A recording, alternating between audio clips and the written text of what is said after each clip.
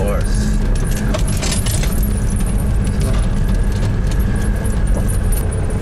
Mukhang klarong senyales.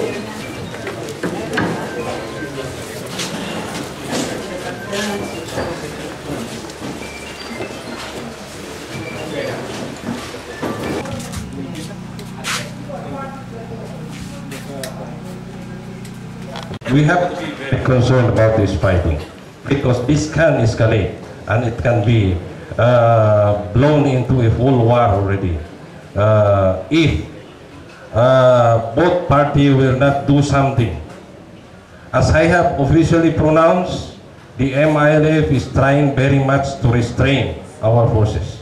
We have instructions to our people, to our commanders, to implement utmost restraint.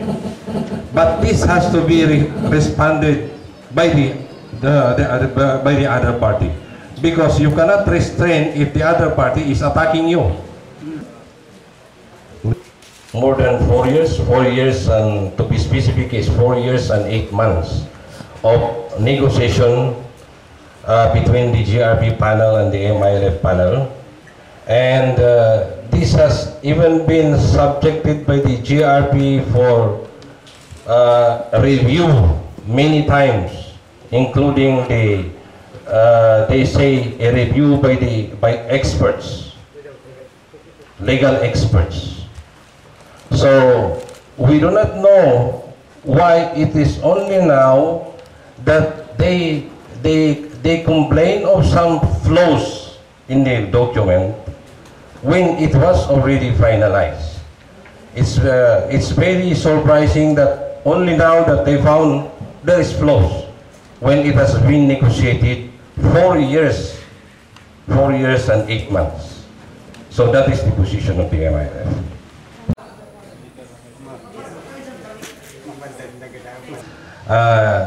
They are talking about disarming the MILF.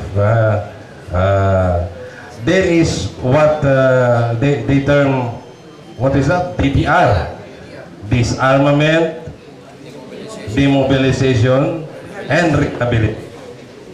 In every peace talks, that is always the last agenda. That is the last agenda. We cannot avoid that because that is true. It is true. We have to undergo on that demobilization, the demilitarization, and rehabilitation. But that is the last agenda to be tackled. If we have an agreement already, then we tackle. How are we going to? What will we do with the forces of the MILF? Hindi lang forces ng MILF. What will we do with the lost firearms? Almost everybody have his own firearms in Mindanao. The warlords, the private army of the politicians. What shall we do with this? If you cannot, if you have no provision on this, then we will end up with everybody having his own firearms and everybody governing himself.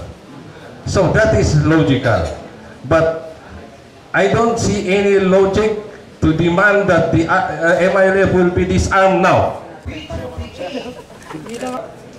Some of the unit allied to him who just surrendered to the Philippine government, when they were interviewed, they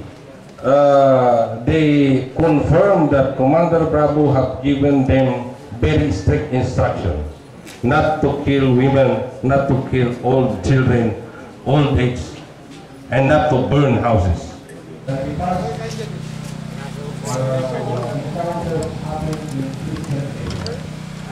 Now the military is bringing them to the Muslim area.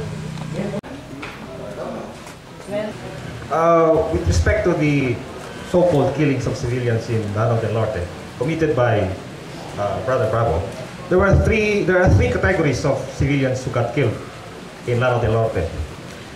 One is those civilians caught in crossfire.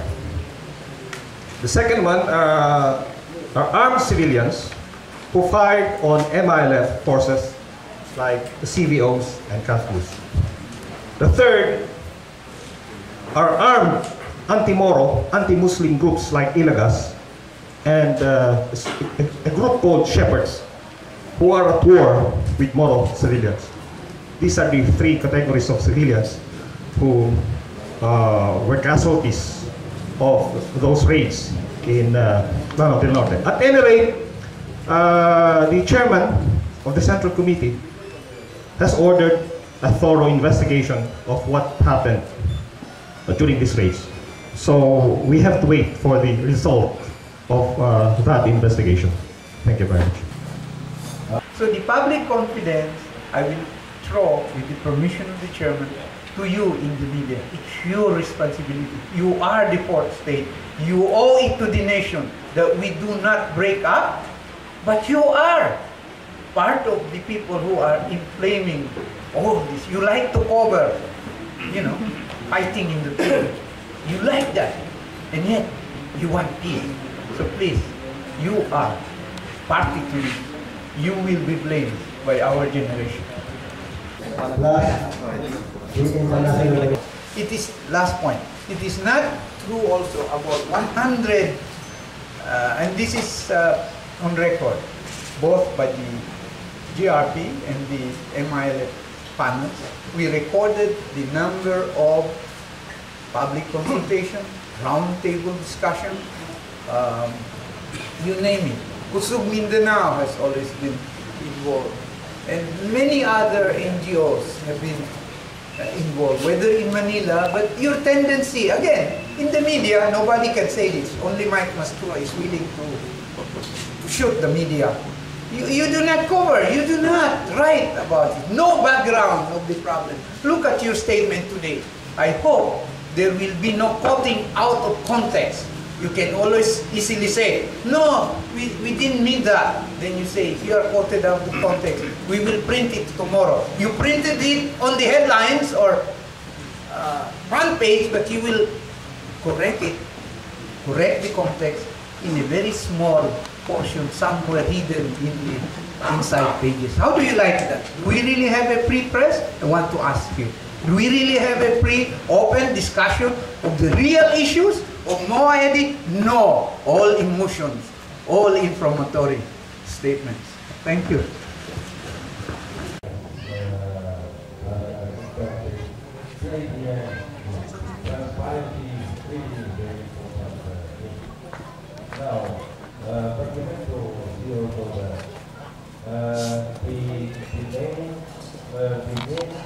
Now, if the peace process will not prosper, then we have no other choice. We have to continue with the struggle in any other form we feel it is necessary to continue.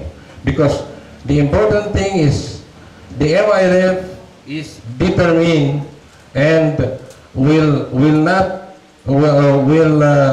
continue the struggle until we achieve our objective.